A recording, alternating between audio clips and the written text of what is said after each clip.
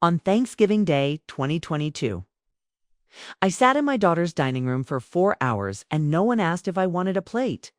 They talked around me, leaned over me, passed the butter tray behind my back. My grandson, whom I used to pick up from pre-K, with a granola bar and a juice box in the Q folder, brushed past my chair with his headphones on and called me Mary Ann instead of Grandma. The turkey was dry, I remember. The air was full of cinnamon and cheap candle smoke. But I didn't eat a single thing. I just sat there with my hands folded in my lap, like I was waiting for something I didn't even believe in anymore. I'm Mary Ann Fields. I turned 71 this past January. And that was the moment I knew I was no longer someone to feed or even to acknowledge. I was just something in the room. Subscribe and tell me in the comments where you're watching from. Thanks. It wasn't always like this. I had my children young, James, when I was 20, and Celia 2 years after that. My husband, Richard, worked at the plant just outside of Dayton, Ohio. I was a stay-at-home mother for 15 years before I got a job at the local elementary school, working part-time in the front office. I did the enrollment forms, fielded calls from nervous parents, and kept boxes of tissues in my drawer for little ones who came in with scraped knees or hurt feelings. I was the kind of mother who learned how each child liked their sandwiches. I cut the crust off for James, always diagonally. Celia hated peanut butter, so she got ham with apple slices. I kept a notebook of doctor appointments, field trip forms, and birthdays. I still have it somewhere. There were years I went without new clothes so they could go to camp. I remember wrapping my own winter coat tighter because James had outgrown his and needed a new one. I remember giving up meat when groceries got expensive and saying I was trying to cleanse so the kids wouldn't feel bad eating the last of the chicken. I stayed with Richard longer than I should have, not out of fear, but because I truly believed that keeping the family whole mattered more than my own loneliness. When he died in 2009, it was quiet. A heart attack in the garage. While he was cleaning the grill, James said all the right things, but I remember how quickly he asked about the deed to the house. You'd be surprised how love doesn't disappear all at once. It fades in the corners.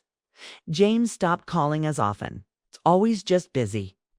Celia too only. Now she had a husband, a career, and 2 children. I watched their lives unfold through Facebook posts and secondhand mentions. I learned not to ask too many questions because they'd laugh and say, "God, Mom, it's not a big deal." I was always the one offering to babysit, to bake, or to send money when someone's hours got cut. Once, when Celia's youngest had an ear infection, I drove 40 minutes in a snowstorm to drop off soup and a warm pack. She didn't come to the door, her husband did. He took the bag and said, "Oh, right, thanks." Oh. Then he closed the door and left me standing on the porch. Birthdays were forgotten. One Christmas, they gave me a scarf that still had the TJ Maxx tag on it, folded in the wrong box with a receipt tucked inside. At first, I told myself they were just busy. But then I started noticing how they'd plan vacations and never mention them. I'd find out they were at the lake or in Florida from photos online. I became a habit they were trying to quit. The final thing they did, the one I couldn't come back from, happened in the spring of 2021. I had gotten sick, nothing too serious, just a fall that cracked a rib. I needed help with groceries and with the pharmacy. For weeks, I left voicemails. I even asked Celia directly just to drop off my medication if she had time. She never came. But that's not the betrayal. That came 3 months later, when I got a letter from the bank informing me that my house, the one Richard and I bought in 1980, had been refinanced in my name, except I hadn't done it. James had. Had used power of attorney paperwork. I signed back when Richard died paperwork I didn't fully understand at the time to authorize a loan. The money went to him. Over $40,000 when I confronted him. He said I was barely using the house and it wasn't like I was traveling. He said it was just a loan. Said I wouldn't even notice. That was the moment something inside me went still. I didn't raise my voice. I didn't call anyone else. I went silent. I called a lawyer, a woman named Breel, soft-spoken and steady, and I brought every document I could find. I canceled the joint bank account. I had my name removed from anything they could touch. I learned more in 3 months about property, law, and probate than I ever thought I'd need to. I stopped going to Thanksgiving, 2 birthdays. I wrote down everything I'd ever done for them, not to guilt myself, but to remember that I had not imagined the love I gave. It had been real, but now it was no longer mine to give. The hardest part wasn't the betrayal. It was moving differently after it. You see, when you spend your whole life pouring from a cup, it takes time to remember you're allowed to drink. From it, too, I started small. I joined a gardening group. I bought a new recliner just for me, with a heating pad and a wide armrest. I moved my savings to a new account. I started planning trips I never took because someone else needed me. That week, I gave Brielle power of attorney, a younger woman with kind eyes who never talks down to me. I made a new will. None of it goes to James or Celia. They didn't notice at first, but over time, they felt it.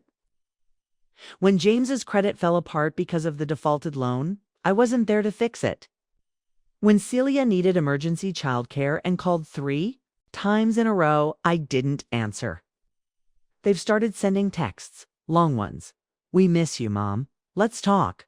We're just struggling." I don't answer them right away. Not out of cruelty, but because I've learned to protect the hours of my day like I used to protect theirs. I watch them from afar, not with anger, but with a quiet understanding. I was never what they couldn't live without. I was just what they expected to survive. Last winter, I found a letter I wrote to myself at 60. It was full of hope, of plans, of the belief that my love would matter enough to keep me tethered to the people I raised.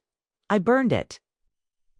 Not out of bitterness, but to make room for the woman I am, now not the one who waited to be fed, but the one who knows how to nourish herself.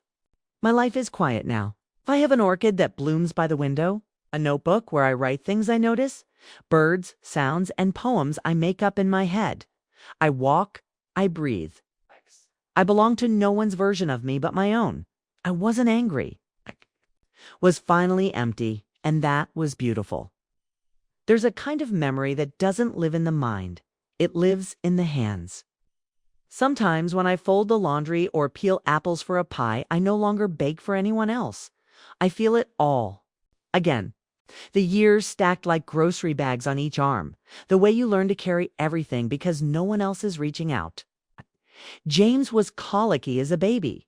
He screamed most nights between midnight and 3, and there was no sleep, only walking. The living room in circles with him pressed against my chest, whispering songs I made up on the spot. When Richard was too tired from his shifts, I never pushed. He had his own kind of weight to carry. I told myself, this is what love looks like. It's quiet. It gives more than it takes. Celia was gentler. She liked to be near me always. Would sit beside me on the kitchen floor while I shelled peas or snapped green beans from the garden. Asking endless questions about clouds and animals and whether I thought trees could hear us. I never told her I was tired. Kate, I never told them either. Not once. How often I went without. Kate, not out of martyrdom, but because it didn't occur to me that my needs mattered more than theirs. Kay, that maybe being a mother didn't have to mean being invisible. We were never rich, not even close. There were months we had to choose between the gas bill and groceries. And I'd play a game with them. Picnic week, I called it, where we'd eat peanut butter on crackers and sit on the floor with juice boxes. They thought it was fun. They didn't know I was rationing. When James needed braces, I picked up an evening shift cleaning offices. Richard didn't like it. He said it made him look like he couldn't provide. But he also didn't stop me. I missed years of sleep. Missed checkups, vacations, and rest. When Richard's blood pressure started creeping too high, I was the one who managed his meals. I measured out his salt, logged the medications, and sat in the waiting room with a Reader's Digest folded in my purse. After his second scare, I gave up sugar entirely, just to make it easier on him. I never talked about it, but I watched. The way he'd look at me when I skipped dessert too, as if I was saying, "See, it's not so bad." There are details only I remember. James had night terrors till he was 9. Celia cried when her cat died and carried the collar around for weeks. I was the one who bought that cat, cleaned the litter box, and took it to be put down when the time came. I still remember the sound Celia made when she fell off the swing and broke her arm. And the way James cried in the driveway when his first car broke down and he was late to prom. I fixed it. I always fixed it. So when Richard passed, I didn't grieve the way people expected me to. I had been mourning him for years in small doses in the distance between us, at dinner, in the silence after the kids left home. But I stayed. Anyway, I made his tea, I made his bed. I closed his eyes when the paramedics couldn't get there in time. After the funeral, James asked me what I planned to do with the house. I told him I planned to live in it. Maybe that was the first time. I realized they saw my life as something provisional, a thing to transition, to reassign, like I was a placeholder in my own home. Still, I kept showing up. I helped with both of Celia's births. I brought socks and lotions to the hospital. I stood at the edge of the room while her husband took pictures for Instagram. When James got divorced, I let him move into the house for 6 months. He said it would be temporary. It turned into nearly a year. I cooked him dinner and made sure he took his antidepressants. I bought birthday cakes. I mailed Christmas cards with checks. Inside, always uneven amounts so they'd know I wasn't trying to make a statement. Just trying to give what I had. No one ever asked if I needed anything. Not once. When my car broke down 2 winters ago, I paid for the tow myself. Sat in a freezing waiting room with vending machine coffee and a paperback. I couldn't focus. I didn't call either of them. I knew what would happen. James would sigh. Celia would say, "Oh no, Mom, that's awful," and then mention the kids' karate schedule, so I stopped asking. That's the part that hurts most, I think.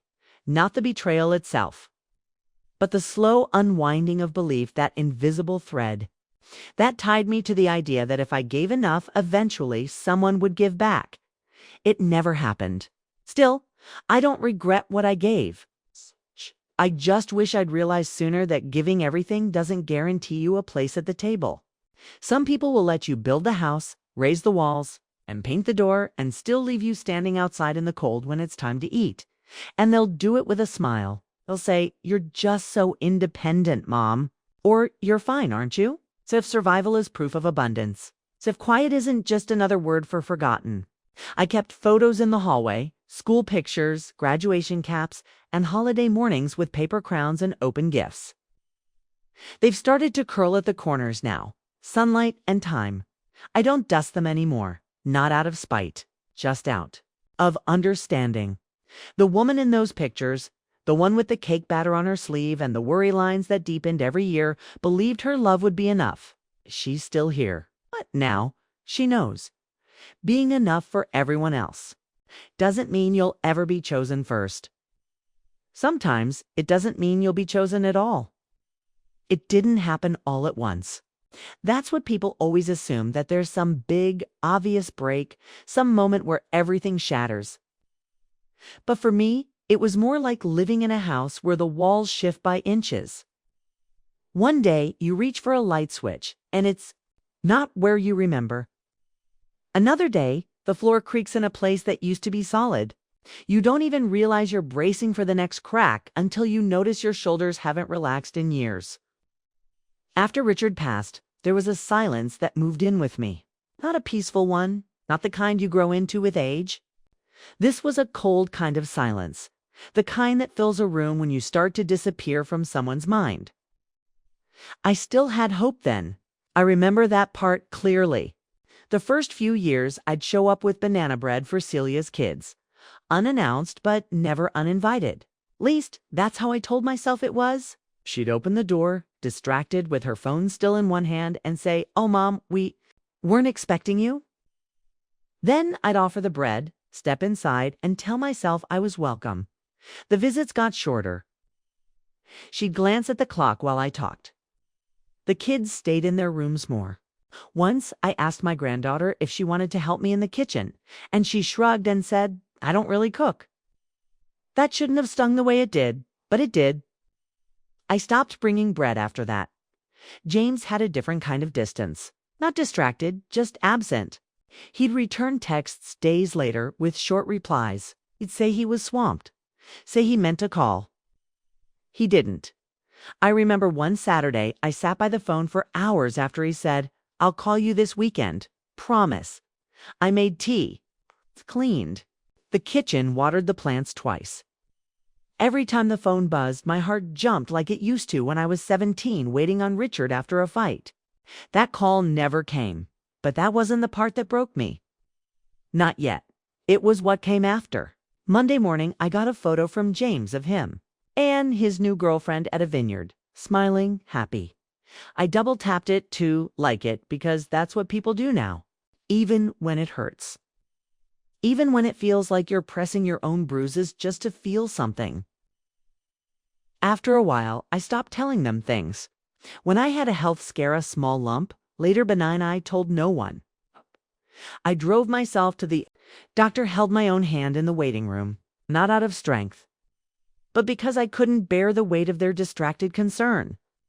You know what I mean? That polite pause in the voice, followed by, "Oh no, well, keep me posted," as they scroll through something else. There's a kind of loneliness that feels like static, always humming in the background.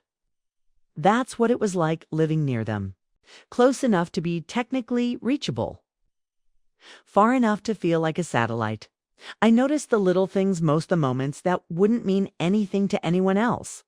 Like when I called Celia one afternoon to ask about a recipe she used to love, and she said, "Oh, I don't really eat that stuff anymore." Or the way James referred to me as my mom, Marianne, to someone at a party. Like I needed both titles to be relevant. At Thanksgiving 2 years ago, they were all talking about a beach trip. They'd taken something spur of a moment. They said I wasn't invited. Celia looked uncomfortable when I asked about it, like I'd broken some rule by noticing. She said it was just so last minute. I nodded, sipped my water, said nothing.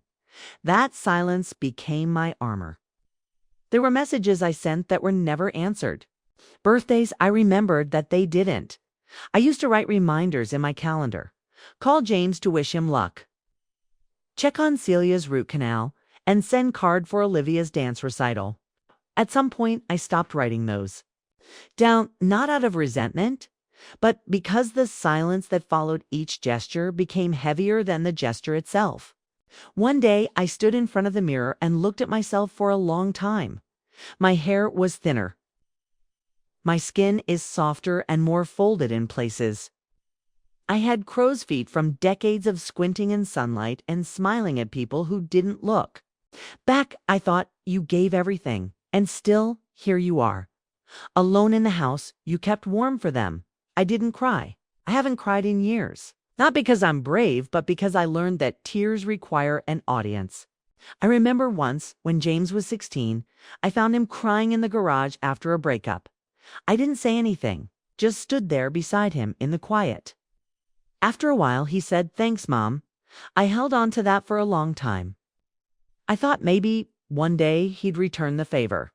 But now I understand some people don't look back. They take what they need and keep walking. And you can scream, you can whisper, you can wait by the phone or the window or the front door, but they don't turn around. They don't even feel the absence.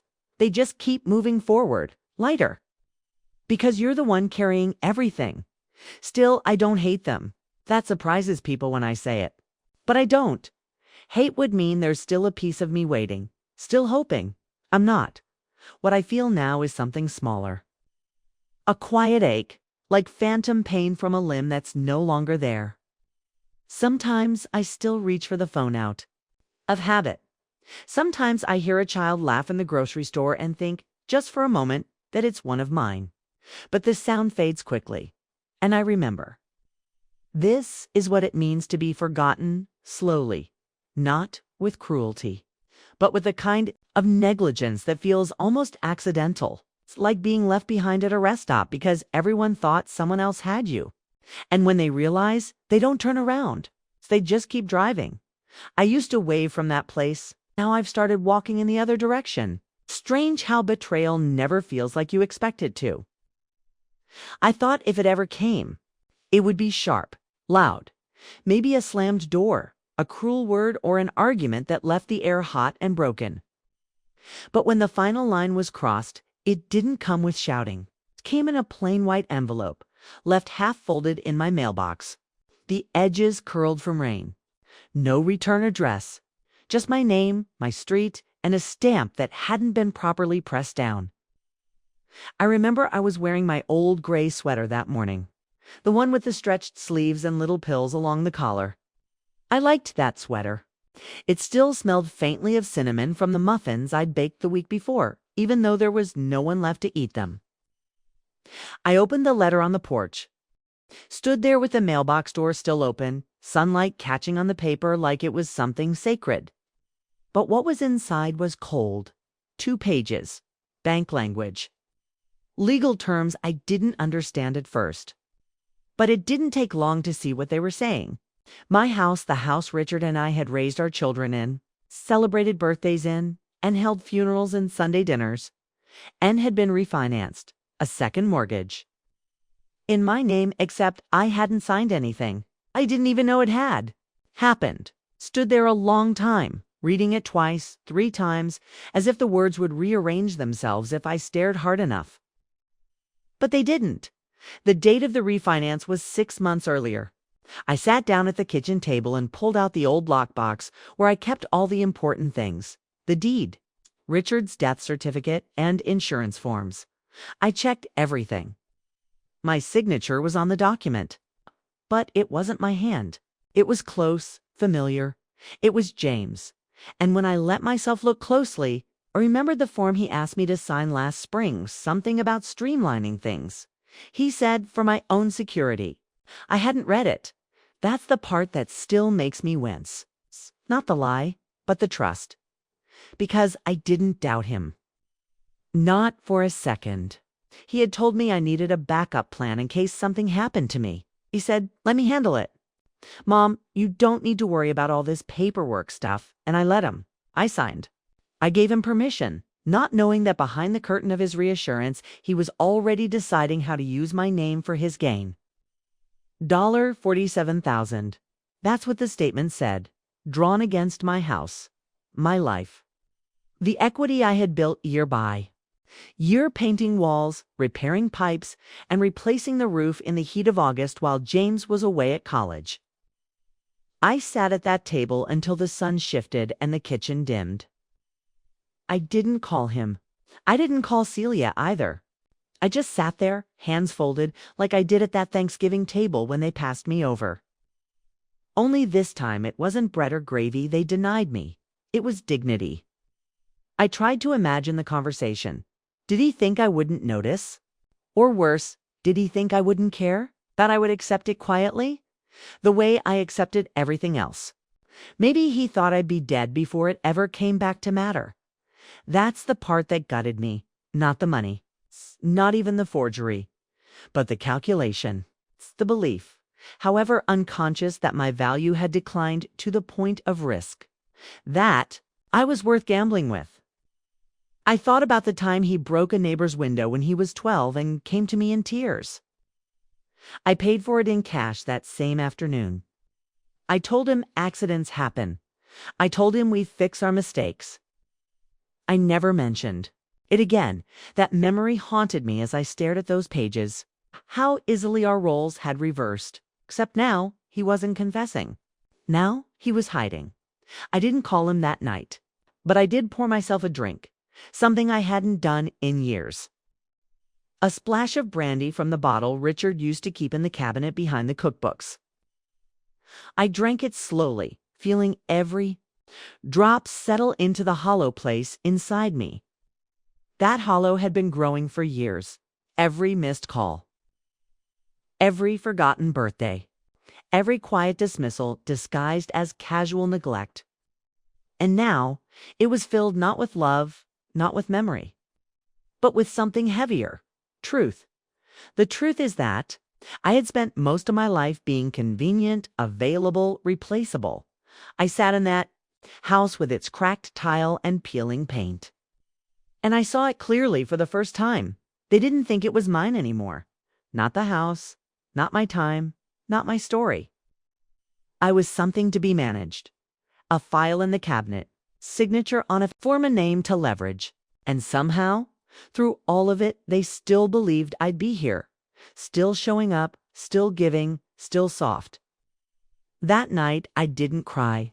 I made tea. I watched the light move across the living room carpet like it used to when the kids were small, running through with their feet dusty from the yard. And I made a decision, not a loud one, not a dramatic one, but something deep and certain, like the way the ground shifts before a season changes. I would not raise my voice. I would not ask them why, because I already knew. Some lines once crossed don't lead back. They don't have a door, only a threshold. And once you've stepped over it, the only thing left to do is keep walking. The morning after I found the refinance papers, I made toast. Nothing else. Just toast dry, with the crusts still on. The way I never used to eat it was because James always said the crusts were bitter. I ate it that way on purpose. I wanted to taste something that had been rejected, something real. It was quiet in the kitchen, as always. The kind of quiet that isn't peaceful but rather suspended like a held breath. Toe didn't turn on the radio like I usually did. I didn't call Celia to ask about the boys' soccer schedule. I didn't open the curtains. I just sat there, in that narrow beam of morning light, and let the silence spread through me like ink in water. That was the beginning. When people talk about silence, they always think it's something passive, a kind of giving up. I don't think they understand. For me, silence was the first true act of resistance I had ever made. It started small. I stopped texting back right away. I waited 2 days, sometimes 3. Then the messages stopped coming altogether. I didn't chase them. I didn't remind them of my presence. That silence, it became a shield. And behind it, I got to work. The first thing I did was find the number 4, legal aid. I had never used it before. I always figured those services were for people in worse shape than I was. But now I wasn't sure where I stood. I made the call on a Wednesday. The hold music was soft, plucky, and almost cheerful. It made me feel foolish, like I was overreacting. But when I explained what happened, the woman on the other end didn't laugh. She asked questions, took notes. She told me she'd call me back. I hung up and felt something I hadn't felt in a long time. Not hope, not yet. Just heat, like a pilot light flickering back on. The next week I met with Brielle, a young woman with sharp eyes and a steady voice, not one to interrupt. She didn't speak to me like I was old or confused. She let me finish my thoughts. I brought her a folder full of documents. Some of them were bent and out of order. I was embarrassed, fumbling through the mess. But she didn't flinch. She laid them out on the table one by one and explained what I was looking at. This, she said, pointing to the refinance form, is what we call a material misrepresentation. I remember those words. They felt like armor. I didn't know then what I'd be able to do, whether it would hold up in court, whether it was too late. But the important thing was this. I had finally said it out loud. What had happened to me was not just sad. It was wrong. And from that point on, I moved like someone with a map in her hand. Not fast, not impulsively, but deliberately. I changed the passwords to my bank accounts. I moved everything to a different credit union, one closer to home, with a teller who knew my name. I called the county office and checked the title of my house. I paid the small fee to get a certified copy. I sat down with Brielle again. The following month, we talked for nearly an hour. At one point, she said, "You're not the first." That hit me hard. I wasn't special. This had happened to others, other mothers, other women, people who trusted the wrong hands with their names. It made me angry. Not at James exactly, but at how invisible women like me had become. Oh, those years being the reliable one, the safe one, the one who says, "Don't worry about me," until one day you realize they listened, and they never worried again. I told no one what I was doing. When Celia texted me to ask if I was still coming to Easter dinner, I replied, "Not this year." She didn't ask why, just sent back a thumbs up emoji. That silence between us used to make me ache. Now it felt like space, like breathing room. I started writing again. It's not anything special, just memories, details, things I wanted to keep. I wrote about James' first steps and about the time Celia made me a lopsided cake for Mother's Day. I wrote about how Richard used to sit on the porch with me at dusk, drinking coffee and not saying much. I didn't write their betrayals, not yet. I wasn't ready to hold those parts in my hands, but I did make lists, practical things, questions to ask the lawyer, deadlines, photocopies to make. And slowly I began to pull pieces of my life back toward me. I started going to the library again just to sit by the window and read the paper. I bought myself a pair of walking shoes and circled the block every morning. Neighbors waved. I waved back. None of them knew what was happening. That was part of the power. I wasn't performing my pain anymore. I wasn't chasing explanations. I was simply quiet, focused. I think that's what scared them, eventually. Because the thing about people who are used to you being small is when you stop shrinking, they feel it. James called 3 times in a row one weekend. I didn't answer. Celia left a voicemail that started with, "Hey, just checking in," and ended with a rushed, "Let me know if you need anything," I guess. I didn't call her back. It wasn't to punish her. It was because I had nothing to say. I had said everything already.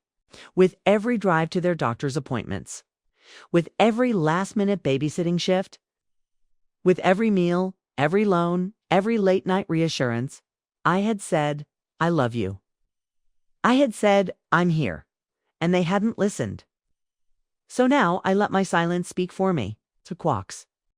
I planted herbs in the clay pots out back. I learned how to cook for one simple thing, small portions exactly how I like them. I stopped pretending I didn't like solitude. Because the truth is, I do. I just never had permission to enjoy it. Before, silence, when it's chosen, is a kind of music. And I was learning the rhythm of it. Every morning I made my tea. I looked at the sunrise, didn't check my phone, and I thought to myself quietly, this is what it means to be free. It's funny what you notice when you stop waiting to be seen. The first spring I spent in silence was quieter than any I could remember, but somehow I saw more. Tiny things.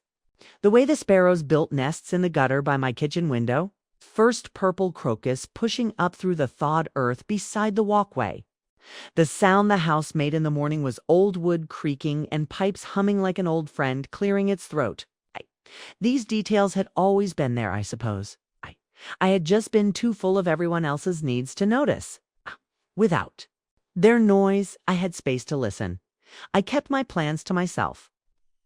Riel moved forward with the paperwork slowly and carefully. She gathered records, contacted the mortgage company, and filed motions I couldn't pretend to fully understand. But I trusted her. Not blindly, I had learned that lesson. This time I asked questions, took notes, looked over every word. That, in itself, was a new kind of power. I wasn't just reacting anymore. I was building something. Not out of anger. Not out of spite. But out of this strange, sober realization that no one was coming to save me but me. The day I opened a new checking account in just my name, no cosigners, no backup access, I cried in the parking lot. Not because I was sad, but because it felt like unlocking a door I hadn't walked through since I was 23. I started keeping a little cash in a jar hidden behind the cleaning supplies. My own money. Not much, but enough to know I had options. And then, one afternoon in June, Brielle called. Her voice was steady, careful. But there was something else in it too.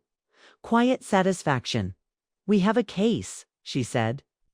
Those words moved through me like light down an old hallway. A case. It didn't erase what was done. It wouldn't put the money back in my account. But it meant someone else, someone with authority, had looked at what James had done and said, "This is wrong." For the first time in a long time, I felt held. Not by people. By truth. That same week, I did something I hadn't done since Richard died. I went to a movie theater alone. It was an old building, the kind with red velvet seats and dim golden sconces. I bought a small popcorn, sat in the back row, and let the dark wrap around me like a coat. I didn't even care much about the movie. I just wanted to sit somewhere. I wasn't expected to serve anyone. No one asked me to explain myself. No one interrupted. I just existed. And in that simplicity, I found a kind of joy I'd forgotten. Was mine to claim? Over the summer, I began walking longer distances. I found a park 2 neighborhoods over where the path circled a little pond with benches facing the water. I started bringing a thermos and a notebook. I didn't write about them. Not James, not Celia. I wrote about clouds, birds, the color of the sky. At 6:43 p.m., one evening I saw a mother and her daughter feeding ducks. The girl laughed when the bread landed too far out, splashing. The mother laughed too. It hit me then, sharp and quiet, that I didn't miss being needed. I missed being part of something gentle. But now I was finding gentleness in other places. In the way my own hands folded sheets with care. In the way I picked herbs from the garden basil thyme and mint and lined them up like old friends. I didn't expect reconciliation. I had stopped hoping for it. And strangely, that gave me more freedom than forgiveness ever could. I cleaned out the guest room, the one James used during his separation, and turned it into a reading room. I donated the old mattress. I bought a chair I actually liked, soft blue with wooden arms. Hung up a little lamp. Put my books in order. That was the first time I called it mine. Not the guest room, not the back room, but mine. My space. My quiet. I moved differently after that, not in the way I walked or spoke, but in the way I inhabited my own life. I stopped explaining myself, stopped checking to see who had read my messages, stopped sending Christmas cards. Instead, I began sending letters to people I had drifted from for no reason but time. My cousin Elaine is in Vermont. A girl I'd worked with at the school in '92. Some wrote back, some didn't. It didn't matter. The point wasn't the reply. It was the reaching, the reclaiming. I went back to the church I'd once loved but stopped attending because Sunday mornings had become too tangled with family demands. I sat in the back. I didn't join the prayer circle. I just listened to the music, to the hush. There was something sacred in knowing I could leave whenever I wanted. No one would stop me. No one would ask for anything. My life had become small, but small didn't mean empty. It meant manageable. It meant mine. When the hearing was scheduled for the refinance fraud, I didn't tell James. He found out anyway. Called me once, left a voicemail. "Can we talk?" he said. "I think you're making this bigger than it needs to be." I deleted it, not out of anger, out of peace. Because for the first time in years, I wasn't responding to someone else's emergency. I was honoring my own, and I was doing it quietly, with my name in full. My voice is steady, my hands are calm. There's a word people use, reclaim. I never liked it. Always sounded too loud, too righteous. But now I understand. It's reclaiming. Doesn't have to be dramatic. Can be as soft as making tea in your favorite cup. It's deliberate as opening a window before dawn. As powerful as saying nothing when the phone rings. I moved differently. And with every step, I came closer to something I hadn't known I was missing. Myself. You don't always notice when you're holding the net until you let go and hear the thud. For years, I was the invisible stitching holding their lives together. The one who filled the fridge when someone forgot payday, who kept the birthdays straight, who remembered that Olivia was allergic to strawberries and that Mason liked his toast cut into squares. I didn't ask for thanks, and over time, they stopped giving it. I was just there, reliable, the kind of presence that gets mistaken for permanence. But when I pulled back, not loudly, not vengefully, just with quiet consistency, the holes began to show. Celia was the first to feel it. I heard through a neighbor, one of those women who's always too quick to share but sweet about it, that Celia had been scrambling the week school let out, her sitter canceled. Her husband was traveling. She had a presentation due and 2 kids who didn't understand why Grandma wasn't answering the phone. They drove by once. I saw the car from the upstairs window. She didn't come to the door. Sat there with the engine running, looking at the house like it had something to say. It didn't. I didn't. 2 days later, she left a voicemail. She didn't say sorry. She just said she was hoping I might have some time to talk. I didn't call her back. Not because I wanted her to suffer, but because I needed her to sit in the absence, to feel it the way I had felt it for years. When I stood on her porch with a bag of groceries and no one opened the door. When I waited for birthday calls that never came.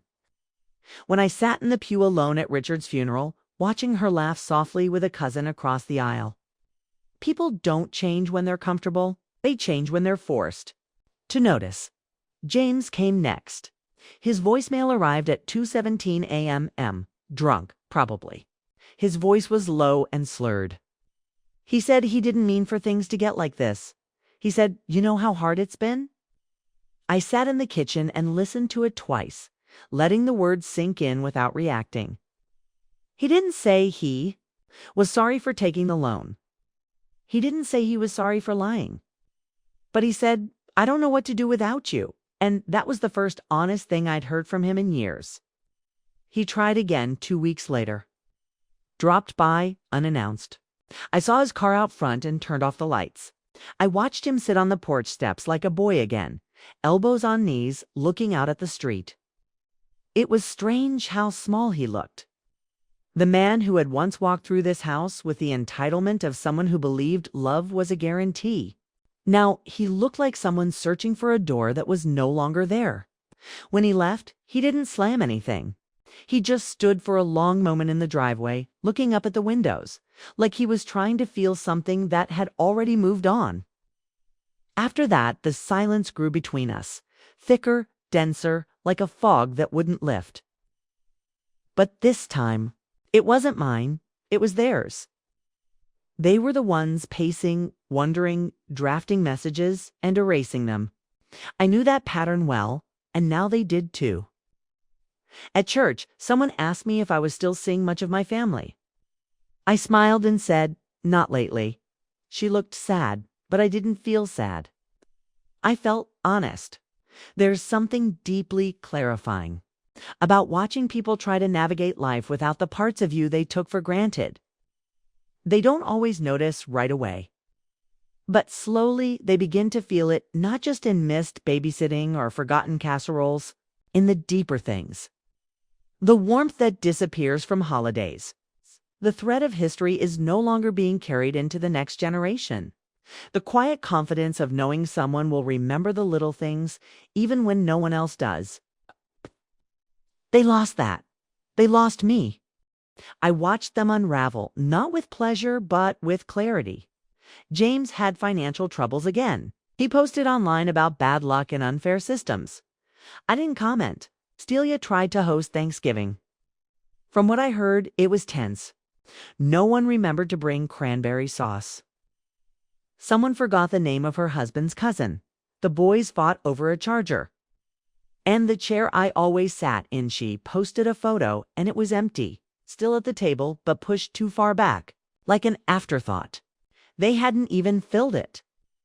I stared at that photo for a long time. Not because I was hurt, because it confirmed something I had always suspected. They had wanted me there without the weight of what it meant to include me.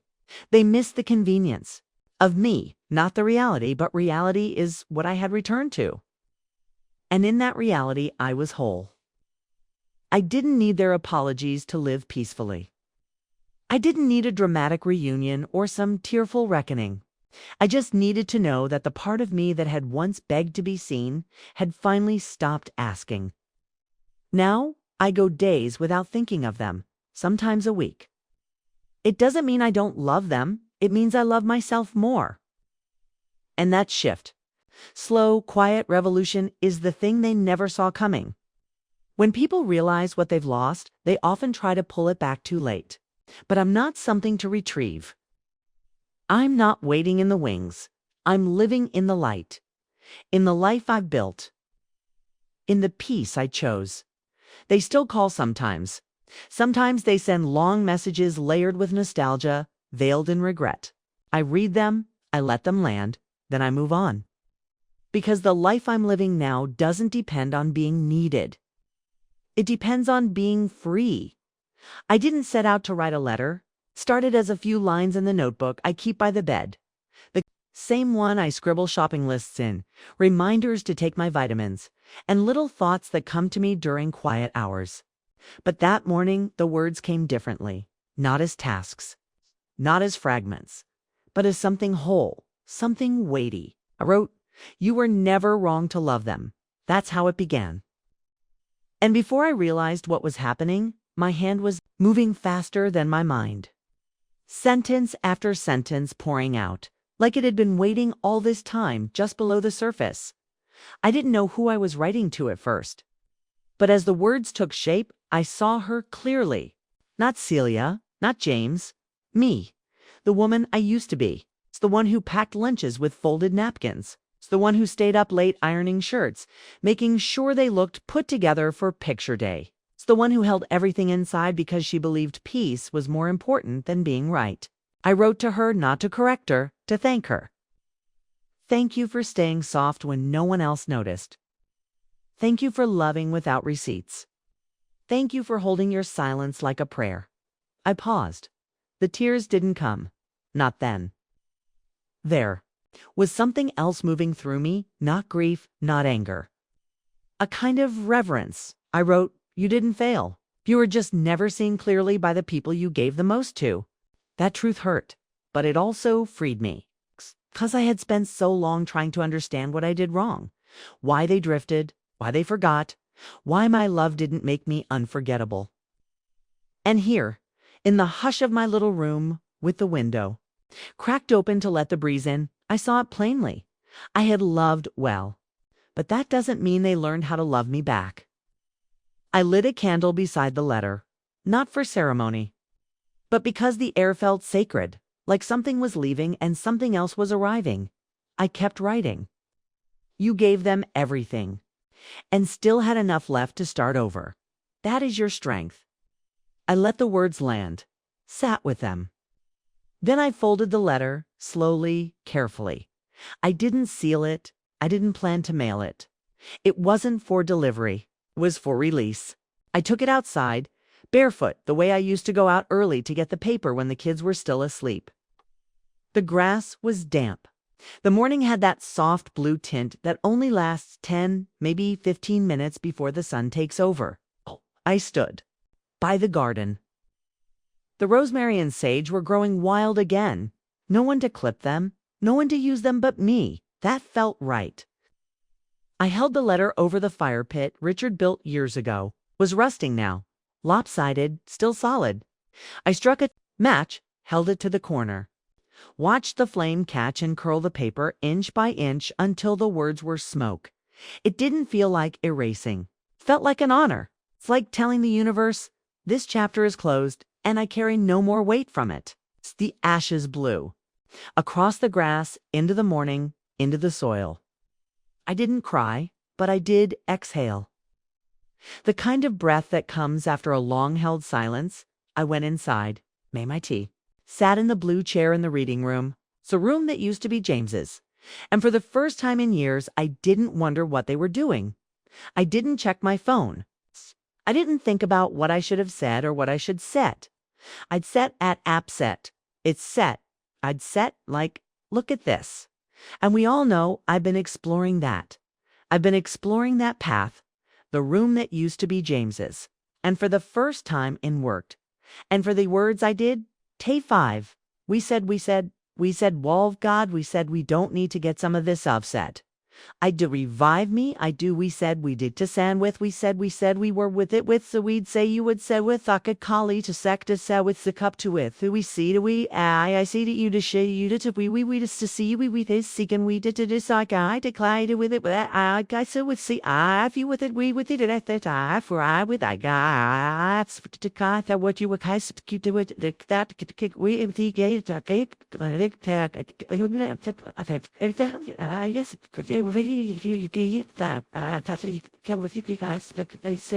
have done differently. I just was whole.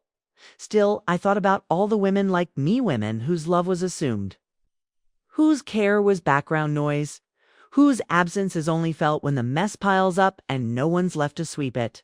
I wished I could send them all a letter like mine, to say you're not wrong for feeling tired, to say your boundaries are not a betrayal, to say it is not your job to be the emotional infrastructure of everyone else's life. But most of all, to say you are not empty. You're just no longer pouring into hands that don't know how to hold you. That day I took a walk to the edge of the neighborhood. There's a little overlook where the road bends. From there you can see the old grain mill and the woods behind it. The places I used to take the kids when they were little with a thermos of cocoa and peanut butter crackers wrapped in foil. I stood there a while, not remembering exactly, more like witnessing, letting all those past versions of myself gather in one place. The young mother, the tired wife, the always available grandmother, and me, the woman who had let it all go. I closed my eyes and whispered, thank you, not to anyone else, just to her, to the woman I'd finally become. She wasn't angry. She wasn't heartbroken. She was just home. I wake up most mornings before the sun rises. Not out of habit, not because I have somewhere to be. It's just because the early hours feel like mine. There's a quiet here that I've grown to cherish. No alarms, no footsteps overhead, no buzzing phone. Just the soft groan of the house settling, the low hum of the kettle warming on the stove, and the occasional sound of a bird deciding that today is worth singing for. The routine is simple. I make tea, I water the plants. I open the curtains just enough to let the light find me slowly. And then I sit. Sometimes I read, sometimes I write. Sometimes I do nothing at all. And for the first time in my life, I do not feel guilty about that. There was a time I measured my worth in usefulness. How many errands I ran, how many phone calls I returned, how many dinners I planned, lists I made, and needs I anticipated before they were even spoken aloud. But these days, I don't chase usefulness. I let peace come find me. It shows up in small ways. The way the rosemary bends in the breeze, the way my feet find the worn path along the sidewalk without needing to think. The way my breath slows when I remember I'm not waiting anymore. There are still things I miss. Not people, exactly, but feelings. The laughter of children in the other room. The weight of being needed even when it exhausted me. But now I've come to understand that missing something isn't the same as needing it back. Sometimes it's just the soul remembering its favorite songs. Even if you no longer play them, I keep my days simple. I walk to the market on Saturdays, sit under the old maple in the backyard with a blanket and a jar of iced tea. I volunteer twice a month at the library, shelving books and helping children find stories with dragons, astronauts, or dancing bears. They don't know my story. They just know me as Miss Marianne, who wears soft cardigans and always smells faintly of lavender. That's enough. Sometimes the past creeps back in, not through pain, but memory. A certain commercial, a song in the supermarket, the outline of a man's profile who, for a second, looks like Richard. It doesn't undo me anymore. It just brushes past, like wind. It's like something familiar that no longer belongs here. James hasn't called in 3 months. Celia sent a card for my birthday this year. It said, thinking of you.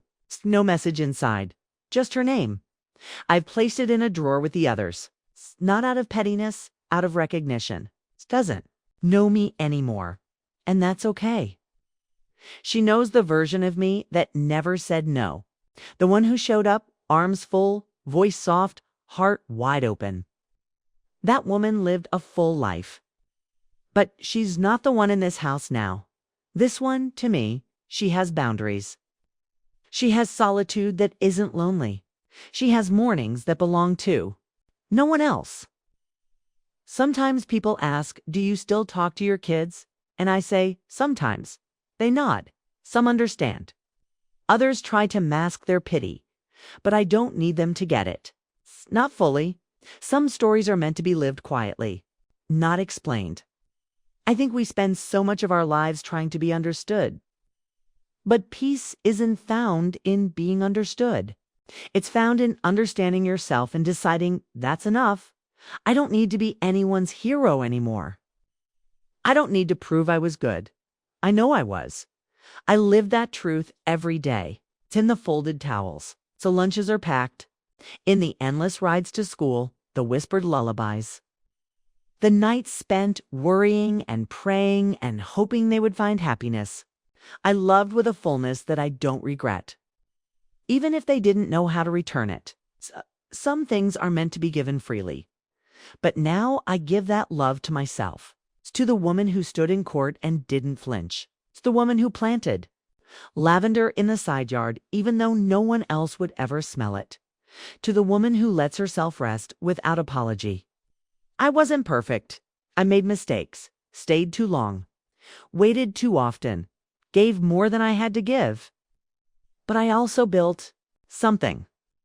Even if no one sends me flowers on Mother's Day, even if the chair at the family table stays empty, I built a life that is still standing, and I'm still here. Some nights, I sit on the porch with a cup of tea and listen to the wind move through the trees. I don't long for company. I don't replay old conversations. I just breathe. In that breath is everything I never said, everything I've let go of, everything I've learned. I wasn't angry. I was finally empty, and that was beautiful. I didn't think I'd live this long, not in a morbid way, just honestly. I grew up in a time where women like me wore ourselves down to the bone by 60. We were taught that our best years were the ones where we held the most babies, grief, silence, and groceries. But now, at 71, I've lived past usefulness. And strangely, that's where I've found myself. The view from here is not grand. There are no crowds, no loud victories, and no family reunions waiting at the end of the driveway. But there is space. And in that space, there's something sacred. This morning, I sat by the window with my tea and watched two squirrels chase each other along the power lines.